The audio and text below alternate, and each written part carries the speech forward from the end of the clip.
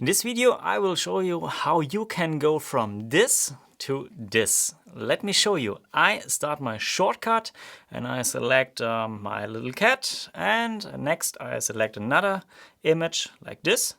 And now I can make the position for my little cat, tap on done, and the new image will be saved to photos. And how you can get this shortcut I will show you in this video step by step. It's really easy. Open the app Apple's Shortcuts, and there you will find on the top right corner a plus button to create a new shortcut. Then tap on the name on the top and rename your shortcut. And if you tap on this little icon, you can choose a color and an icon. Next, we need our first image.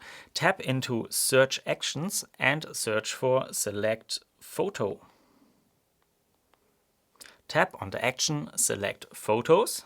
Next, tap on this little arrow on this action to expand it and tap on All.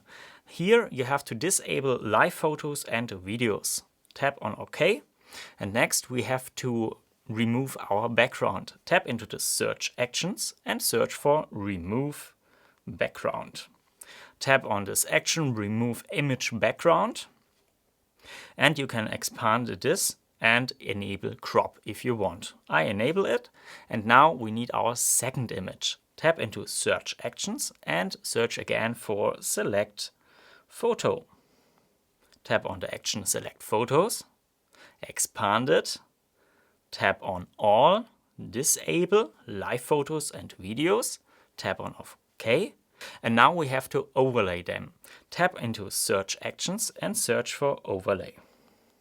You will find the action Overlay Image, tap on it. In this action we will have to define our first image, tap into Image and select Image Without Background. At least we have to save our image. Tap into Search Action and search for Save. You will find the action Save to Photos, tap on it, and here you can choose an album or leave it like this for the Recents album.